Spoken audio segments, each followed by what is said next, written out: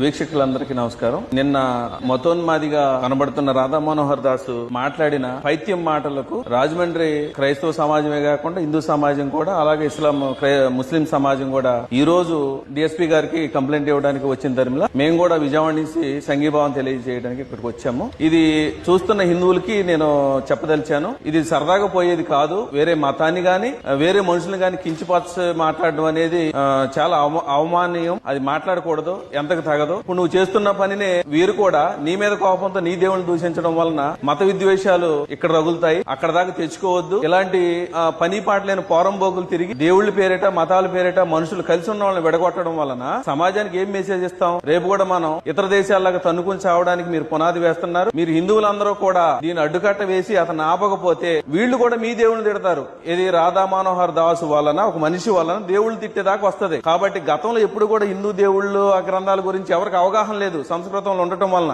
ఇవాళ మిగిలిన మతాల వాళ్ళు కూడా మీ గ్రంథాలను పరిశీలించి పరిశీలి చేసి మీ దేవుళ్ళు భాగవతం మీదని బయటికి తీసుకొచ్చి ఎండగట్టడం కారణం ఎవడంటే ఇది రాధా మనోహర్ దాసే.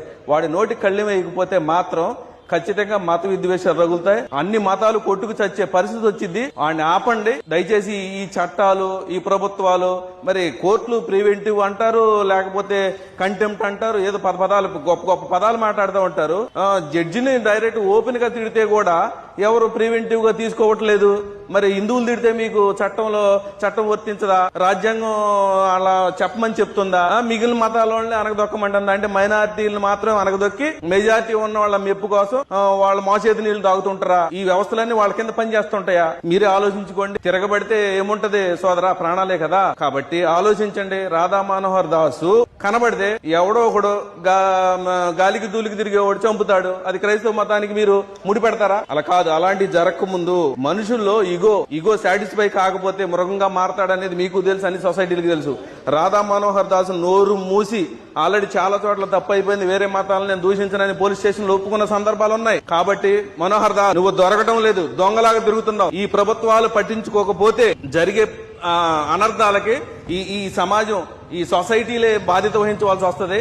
దయచేసి నువ్వు ఒంటరిగా తిరక్క, ఎవడో ఒకటి నిన్ను కొడి చంపేస్తాడు. అది క్రైస్తవుల మీద తోసే పరిస్థితి ఉంది.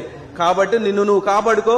నువ్వు ఇంట్లో ఉండి బయటికి రాక, అంతేగాని నువ్వు తిండి తినడానికో, ఈజీ మనీ కోసం, లగ్జరీగా బతకడానికి, కార్ల కోసం తిరగడానికో, మతాలు విద్వేషాలు రెచ్చగొట్టి నువ్వు పేవర్స్ గా బతకడానికి అలవాటు పట్టుకుంటున్నావు. ఇది మానుకుంటే నీకు మంచిదని ఈ వీడియో ముఖంగా నీకు హెచ్చరిస్తున్నాను. ధవళేశ్వరం ఎన్ఎంఏ రోదన చర్చ నుంచి వచ్చామండి. మేము గత 3 రోజుల నుండి చాలా మనసు వేదనతో బాధతో ఉన్నామండి. మేము ఎప్పుడు కూడా సమాధుల తోటని చాలా పూజించుకుంటాము. ఎందుకంటే మా పూర్వీకుల సమాధులు అందులో ఉన్నాయి కాబట్టి మేము ఎప్పుడు కూడా సమాధుల తోటని చాలా గౌరవంగా చూసుకుంటాము. మరి అక్కడ ఇల్లు అయితే ఎప్పుడూ లేదండి. మా చిన్న వయసు నుంచి మేము అక్కడే పుట్టాము, అక్కడే పెరిగాము. మేము ఇంత వయసు వచ్చినా మేము ఇక్కడ ధవళేశ్వరం వాస్తవ్యమండి. అయితే అప్పటికి కూడా ఎప్పుడు కూడా అక్కడ ఇల్లు లేదండి. ఫస్ట్ మేము సిలువ స్థాపించుకున్నామండి. అప్పుడు కూడా అక్కడ ఏమీ లేదు. మా బోర్డుని మేము లేనప్పుడు మా ఓళ్ళతో మాట్లాడుకుని కొంచెం జరిపేసుకున్నారండి. అప్పటికి మాది ఇంకా అవతలకు ఉంది స్థలం. మేము ఎంఆర్ఓ ఆఫీసులకి, అన్ని ఆఫీసులకి మేము కాగితాలు పెట్టినప్పుడు వీఆర్ఓలు వచ్చి చూడడం, దాన్ని పరిశీలన చేసి అబ్బాయి నువ్వు అటు వెళ్ళకూడదని ఆ ఇంటికాల ఓనర్కి చెప్పడం జరిగిందండి చాలా సార్లు. అయినప్పటికీ కూడా ఎవరు లేని టైంలో అతను అలా ఇల్లు కట్టుకొని అతన్నే మేమేదో ఇబ్బంది పెట్టినట్టుగా చేశాడు, కానీ అతనే మమ్మల్ని ఇబ్బంది పెట్టాడండి. ఎందుకంటే ఆ ఇంటి మీద పడే ప్రతి నీళ్లు కూడా మా సిలువ మీద పడతాయి. మేము సిలువని చాలా గౌరవిస్తామండి. మా సంఘం అందరం కూడా మేము ఎప్పుడు కూడా ఏ యొక్క విషయంలో కూడా మేము ఎవరిని విమర్శించము. మా వరకు మేము మా దేవుడిని పూజించుకుంటాము. మా వరకు మా కుటుంబాల కొరకు మేము మాట్లాడుకుంటాం తప్ప ఎప్పుడు ఎవరిని వ్యతిరేకంగా మాట్లాడడం. ఈ మనోహర్ దాస్ అన్న ఆయన మాత్రం వచ్చి చాలా భయంకరంగా వినలేనటువంటి అసభ్యకరమైన మాటలు మాట్లాడి మమ్మల్ని అందరినీ చాలా వేదనకు గురి చేశాడండి. సమాధి విషయంలో గాని, మరి సిలువ విషయంలో గాని అతను చాలా భయంకరంగా మాట్లాడాడు. ఆ మనోహర్ దాస్ అన్న అతను అక్కడ నిలబడి ముందుగా వస్తున్నానని చెప్పుంటే అక్కడ మరి అతన్ని ఏం చేద్దామో మేము మా కోపాన్ని బట్టి. మమ్మల్ని అలా మాట్లాడకూడదు కదండి, అలా విమర్శించకూడదు కదా. వాళ్ళ దేవుడు ఆయన గొప్పోడైతే ఆయన గొప్పగా పూజించుకోవచ్చు. మేము ఎలాగా పూజించుకుంటున్నామో ఆయన అలా పూజించుకోవాలి, కానీ మమ్మల్ని విమర్శించడం అది పద్ధతి కాదు కదా. మరి పట్నాల సూర్యబాబు అన్న అతను దీనికి ప్రోత్సహించాడు. మేము మేడం గారి దగ్గరకు వచ్చి మేము విన్నపం కంప్లైంట్ ద్వారా తెలియజేశాము. మరి మేడం గారు మాకు మాట ఇచ్చారు, అతన్ని అరెస్ట్ చేయాలండి. ఎందుకంటే అతని విషయంలో మేమే క్రిస్టియన్స్ గా గాని ముస్లిమ్స్ గా కానీ మేము ఎప్పుడు కూడా మేము ఇతర క్యాస్ట్ ని విమర్శించలేదు, ఎప్పుడు కూడా గౌరవంగానే ఉంటాం అందరితో. అలా అలాంటప్పుడు అతను అలా విమర్శించడం, అతను అలా భయంకరంగా మాట్లాడడం, బూతులు సభ్యత్వం లేని మాటలు మాట్లాడడం అతను చాలా వేదనకు గురి చేశాడని మా సంఘం అందరం 3000 మంది ఉన్నాం.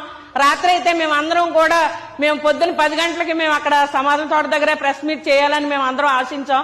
మేమందరం రెడీ అయ్యామండి. అయితే మరి సీఏ గారు ఈసారి కాగండి అని చెప్పినప్పుడు మేము ఆయన గౌరవించి, ఆ మాటకి గౌరవించి మేము ఆపుకున్నామండి. మరి ఇప్పుడు అందరూ రావాల్సిందే, కానీ మేము కొంతమందిగా వచ్చాము. అతన్ని అరెస్ట్ చేయకపోతే మా సంఘం అందరం కూడా చర్య తీసుకోవాల్సి ఉంటుందండి.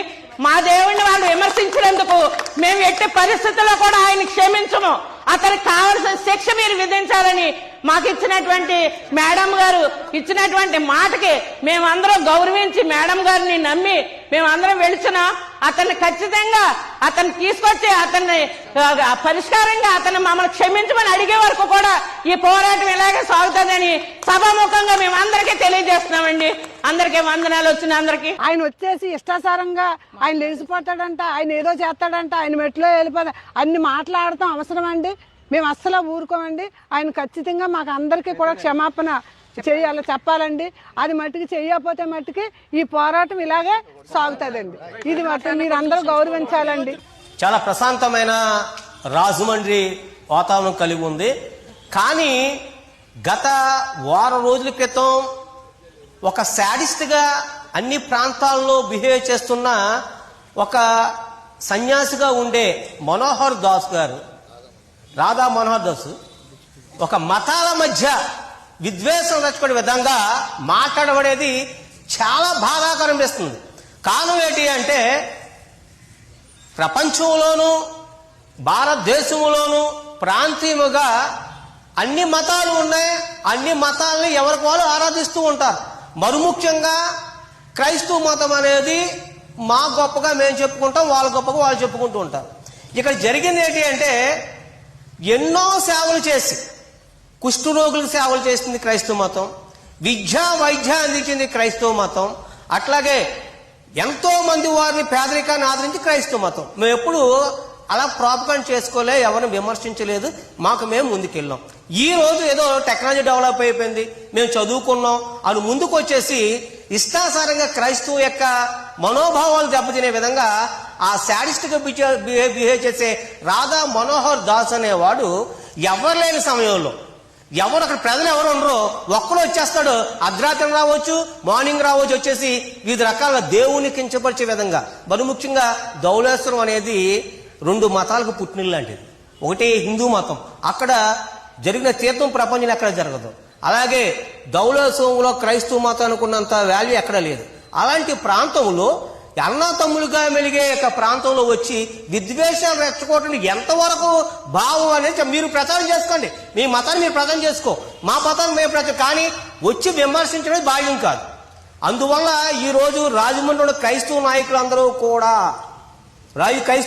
కూడా ఆ యొక్క విమర్శల్ని విద్వేషం రచ్చుకునే దాని మీద డిఎస్పీ గారికి కంప్లైంట్ ఇచ్చాం.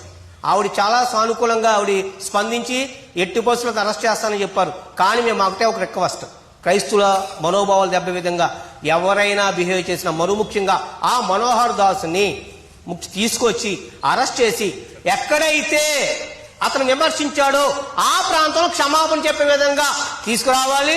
అట్ ది సేమ్ టైం అతనికి మరి భవిష్యత్తులో ఏ మతాన్ని కూడా విమర్శించే విధంగా ఉండకుండా తగిన శిక్ష వెయ్యాలని క్రైస్తవుల యొక్క సంఘాల ద్వారా, క్రైస్తవ సభ్యుల ద్వారా ఈ యొక్క పత్రికా సమావేశంలో మీకు మేము విన్నవించుకుంటాము. నా పేరు గుడాల జాన్సన్, రాజమండ్రి లోదరం సంఘం యొక్క వ్యక్తిని.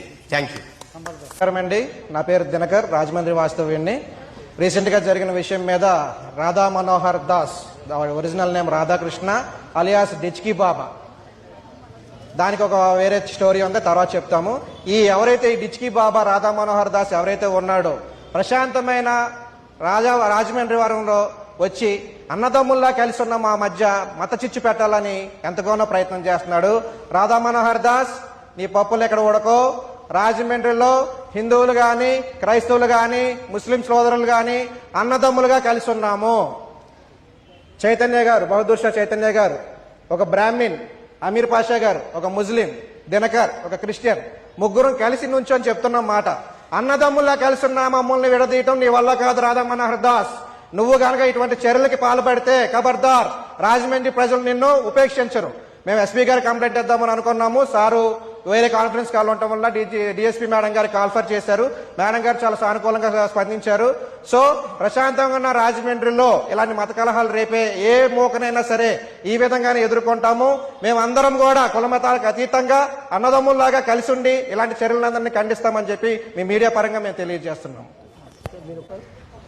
ఈ రోజున రాజమండ్రిలో మరి డిఎస్పీ గారిని కలవటానికి వచ్చాం.